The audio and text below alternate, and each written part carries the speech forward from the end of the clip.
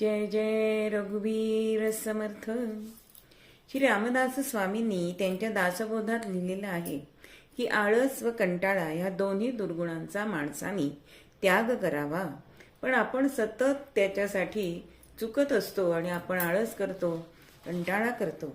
अहो, 21व्या शतकात संगणकाच्या युगात दूरध्वनी, भ्रमणध्वनी याची नितांत जरूर आहे.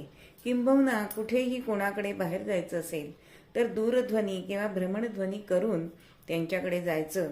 असं केल्याशिवाय जाऊच नाहीये. नाहीतर काय होतं, निष्कारण आपला वेळ जातो, पैसा वाया जातो, श्रम होतात आणि मानसिक त्रास होतो तो खेरीज.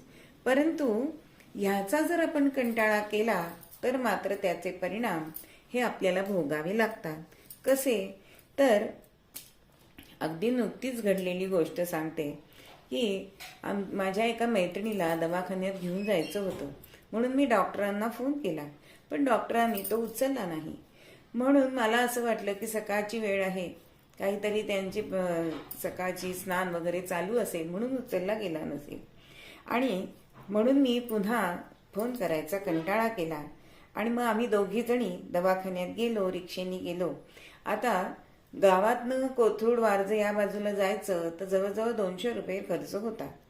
आता तिथे गेलो, दवाखान्यात वर चढून गेलो पायऱ्या आणि दवाखान्याच्या दरवाजावर मोठी पाटी लिहिलेली होती, आज दवाखाना बंद राहील अशी चिठ्ठी लावलेली. आता काय करणार, आम्ही दोघी परत फिरलो, पण इतक्या लांब आलो पण त्याचा आम्हाला त्रासच झाला. म्हणूनच एकदा अशीच म्हणजे प्रत्येकाच्या जीवनामध्ये या गोष्टी घडत असतात की आपल्या सोसायटीची मीटिंग असते आणि तिथे सगळेजण जातात, पण तिथे वॉचमन होता आणि त्यांनी सांगितलं की आज सभा नाही. आता असं म्हटल्यानंतर काय, म्हणून त्याच रिक्षेने परत आलो. म्हणून माझं असं चुकलं की फोन करायला कोणाला तरी फोन करून कोणातरी विचारायला हवं होतं.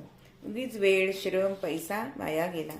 म्हणून कंटाळा आणि आळस या तमोगुणांमुळे आणखीन एक घटना घडलेली सांगते की पौड रोडला राहत असताना हार्मोनियमच्या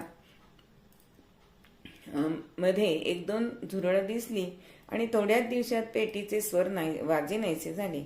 आता पेटी दुरुस्तीला नेली नाही तर काय होईल, तिच्यात नादुरुस्ती अजून येईल. म्हणून मी नावडीकर म्युझिकलमध्ये सांगितले की पूर्णपणे पेटी उघडून पाहिली पाहिजे, मोकळ्या जागेवर ही पेटी उघडली पाहिजे.